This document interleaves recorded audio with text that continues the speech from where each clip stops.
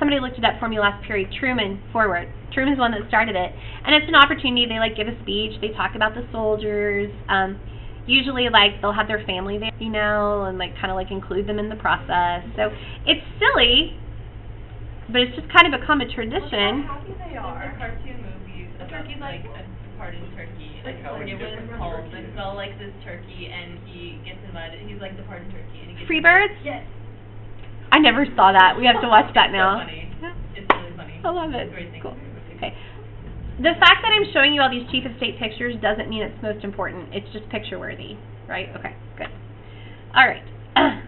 All right. When the president signs a bill into law, obviously they're being chief legislator. But I just wanted you guys to know that there's also a ceremony involved in it. Like, all of these members of Congress, sometimes it might be representatives of interest groups or constituents. They have a big deal. And, like, all of these pins, the president will use the pens to sign, and then he'll give them to the people because it's the pen that signed the bill into law. So there really is, well, he'll, like, sign part of it and then continue and then. So I guess what I want you to understand is, even though we don't have a monarchy, we have instituted a lot of tradition and a lot of that kind of stuff in our presidency, which then enhances that kind of like how that person is removed and becomes more institutionalized in a lot of ways. Okay, are y'all getting this? Yeah. Are you good with the rules? Okay. All right, so let's look at your paper then, and I'm going to show you the practice, like what it is I want you guys to do. Okay, so obviously normally I don't do it this way, but I just wanted to make sure we got all the information. So if you look on the back of this paper, there are some questions where I'd like you to kind of process through how you feel about presidential power. Some are your opinion, some definitely have a right or a wrong answer. So you guys are welcome to work on those together or individually whenever you choose. Okay, but I want you to think about that stuff because it will definitely help you. On the next page, what you have is, whoops, I gotta keep going, I skipped that. You have a chart, you have 3 laws and 1 piece of legislation that specifically have helped to shape our understanding of presidential power. You need to know what the impact of Nixon, U.S. versus Nixon, Youngstown versus Sawyer, and Korematsu versus the U.S. were on presidential power. So what you'll need to do is you'll need to like somehow summarize it. When I say constitutional issue, I mean like what's the controversy? Like why was the court involved in this to begin with? And then ultimately, how does the decision, like how does it deepen our understanding of what a president can or can't do? On the legislation, there is a potential constitutional issue in that when people talk about it, it seems like there might be a conflict, but there is no court case about this. And so we don't know for sure what the constitutional issue, like what the court would say, but we can certainly speculate on it, okay? I am totally okay if you guys just want to divide these and then share that information. It's absolutely fine. And if you look them up and you want me to check them, I would love to do that for you. A really good website for court cases is a website called oyev.org, oye.org. It's like SparkNotes for court cases.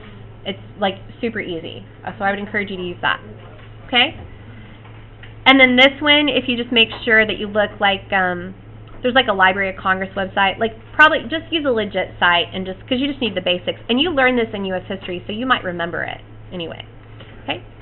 All right, and then the other thing that you're going to need to do is we want to practice a little bit with presidential power. So I have 3 simulations where you're going to look at a president using and learning their roles, a foreign policy president versus a domestic policy president. So if you will remember where you find your simulations, you just go to your textbook site. You have to log in. Hopefully you remember how. If not, we'll work it out.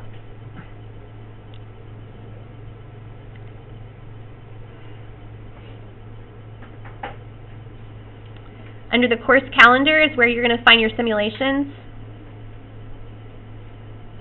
And I've told you which ones to do. You're going to look at number 8, number 20, and number 22.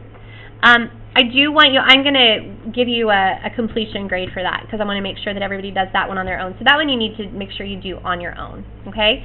And there's some questions for you to answer, but that will kind of help you to practice and think about those powers. So, you guys have, oh darn, 10 minutes, huh? I'm so sorry. Like, I'm really, really sorry, but we're caught up now. So you guys are going to have a little bit more homework over the weekend, but then you'll be in a good place. So, one more thing. I'll show you this really quickly, and then I'll turn you loose. You can work on stuff how you, whatever you want to work on. So the last thing that we have to study in this unit is we need to understand the bureaucracy and how the bureaucracy works, okay? Bureaucracy are all of the people that work in the executive branch that are charged with enforcing the law, but they're not the elected people.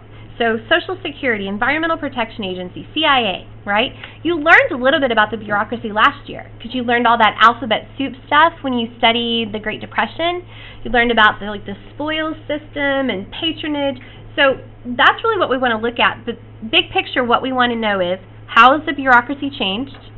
Okay, what is it? How is it organized? And then how is that organizational thing going to affect their ability to affect policies? So if you look on your calendar, there's some pages you need to read. It's pages 222 to 227 and 233 to 34. This is going to be, that's a nice 3, isn't it? This is going to be the history stuff. So when you read those pages, and if you choose to take any notes over it, just record it where it goes.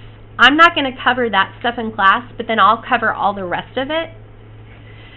So Tuesday, we'll cover all of bureaucracy, and then drum roll, you're going to take a test on Thursday over executive branch. Here's why. Here's the deal. Here's what we can think about. If we don't take that test on Thursday, that means you have to take a test the Monday you come back from Thanksgiving.